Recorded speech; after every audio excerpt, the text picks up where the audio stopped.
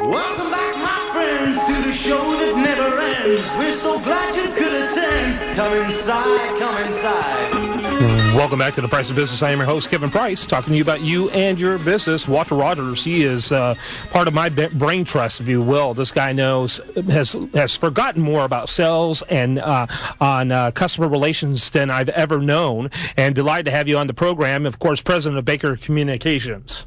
Hey, Kevin. Thanks for having me back. Favorite time of the week and another beautiful day. I happen to be in Houston today, which I'm very grateful for. Well, great. And I know that isn't always common for you. I know you're a busy man. Well, let's talk a little bit. You have gone from a great regional company to a global company, particularly over the last couple of years. Tell us a little bit about that story. Yeah, so today's topic is, the world is your oyster. And every week we bring on guests to talk about their experience in a particular area. And this is one where our own company has gone through some substantial transformation over the last few years. But before we talk about that, I just wanted to give a few facts as to why this is such an important topic. The IMF is predicting growth in the U.S. to be around 2.4% for the rest of this year. But then you look at how other countries are going, emerging countries are going. They've got Brazil at 4.5%, Russia at 4.8%, China at 9.65%, India at 8%. So while here in this country we're still working through some economic challenges, clearly overseas, in certain parts of the world, the picture is much different. Mm-hmm. And I know we're talking about, the importance of going global, and a lot of people think that, well, that's for big business, right? That's for the Exxons and the GEs of the world. And for a long time it has been. But there was a recent study conducted by Deloitte, and it really was a study focused on the urgency for small and medium-sized businesses to begin to globalize their business. And today, only about 80% of these businesses do the bulk of their business or transactions domestically, so somewhere here in the United States.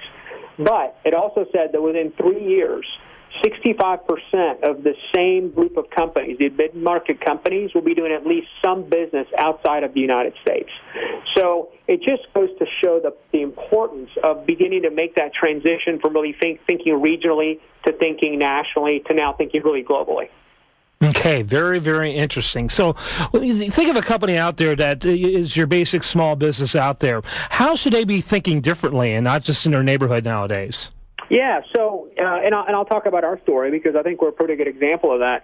When I first took over the company as CEO some 6-7 years ago, we were a very strong brand, and we were a national company that did business internationally. And let me explain what that means.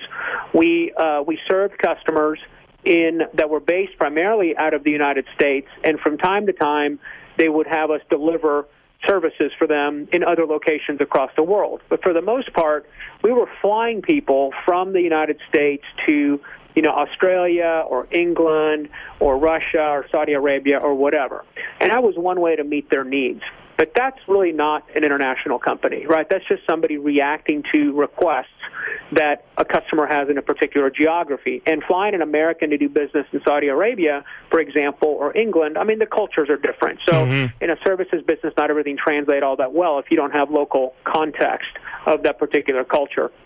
So we made a strategic decision to begin to reposition the company as one that really has a global delivery platform. And as you know, Kevin, we're in the training business and we're in the sales transformation business. What that means is that we've got to have people on the ground in specific markets across the world so that our large customers who come to us on a very regular basis now, when they need courseware, classes or some sort of sales transformation engagement or Salesforce.com deployment delivered in China, we're not flying somebody to China. We can rely on somebody in that marketplace to actually deliver that work for them, whether it's delivered virtually over the, in the cloud, it's still being delivered from China, or delivered actually in an office building or in a classroom. And so that's the journey that we embarked upon. And it took, probably a good 3 years to really build that platform, that global platform, where we can now deliver services to our customers in, all continents, in many, many languages. I think it's 15 different languages that we operate in now. And just to give you an example, we're doing a project right now in the next 4 weeks for a very large technology company, not one we've had on the show in the past, but we're going to be training 9,000 people in 3 continents, in 10 languages, in a 2-week time span. Wow. And yeah, imagine that, right? And that's not something that's easy to find or replicate, and that actually gives us substantial competitive advantage when we are talking about, what differentiates us versus our competitors. Yeah, that really does. That's amazing. That's phenomenal. Let me ask you, obviously there's a learning curve with doing, going from local to international. Kind of give us some highlights, if you will, of that curve. Yeah, so the first thing is you've got to get out of your American thinking, and the world doesn't revolve around this country.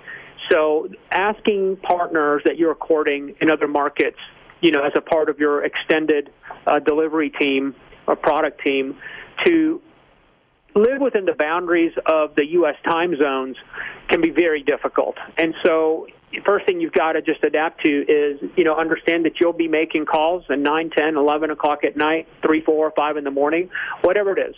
And you obviously alternate that. Sometimes you're the one that's making calls late. Sometimes the partner is, or your resource in that market is. But getting your head wrapped around that to begin with is really important. And even simple things like providing international dial access numbers to bridge lines that you're setting up so that they don't have to incur $2 a minute expenses calling to have a conversation with you. It's just common courtesy, and it makes the transaction a lot easier. The other thing that we're noticing that you have to be particularly attentive to is this whole currency exchange. Kevin, I know you know what's happening to the value of the U.S. dollar. Mm-hmm. And so we try to peg our contracts and our relationships to the U.S. dollar, but you've got to, be willing and able to readjust the terms that you've engaged in, both with your, partners in these other countries, as well as with your customers who are typically buying in U.S. dollars. Because if you all of a sudden are pegged in U.S. dollar, and if you're pegged to the dollar with your customer, but you're paying out in euros to your supplier, then, in the last, month, you would have already lost 10% of your profit.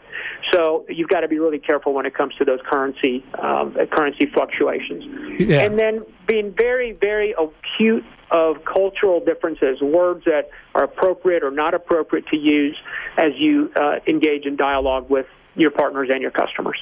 Okay, so cultural is another big factor, obviously. What kind of homework would you suggest someone do before they begin to do this type of international business? Yeah, so the first recommendation that I would make is don't try to go it alone. If you've got a business, whether it's a service business or a product business, and you have the opportunity to serve customers internationally, don't just go set up shop in China or Singapore or India in the hopes that you're going to go knock on some doors of companies that are in those countries.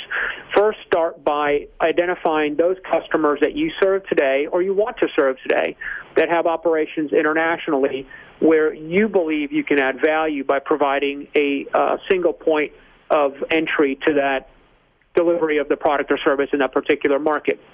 Second thing is find partners that are already successful and operating in those markets that are symbiotic to what you do, that have similar ideals, similar philosophies, similar product lines, and are open to this exchange of value between the 2 continents or 3 continents or whatever the number of continents is. And starting off with a partner base is a much lower risk approach than actually setting up operations directly in those countries. And the best place to find out who those partners are, by the way, is from your customers. Oh, yeah. Very good. Very good. Yeah. Excellent. So people need to really do their homework because there are going to be risks involved. There are going to be a lot of changes involved. But it sounds like the opportunity is just amazing. It's completely can change your game because all of a sudden you can go after and add value to contracts that are much, much, much broader in scale that impact a company not just financially, but impact the company from a speed to market perspective. And there's not a lot of companies out there that can provide that. So if your product or service is a commodity, but it's a commodity that's primarily sourced locally in lots of different countries, and all of a sudden you can provide that same service, but they can buy from one place and serve all their markets, it's much easier huge for the buyers to Walter, do that. They're going to pull the plug on us. Walter Rogers, Yep. Baker Communications, brilliant. BakerCommunications.com. Thanks, my friend. Hey, thank you, Kevin. Awesome job. When we come back, a lot more for you right here on Talk 650, powered by CBS Radio.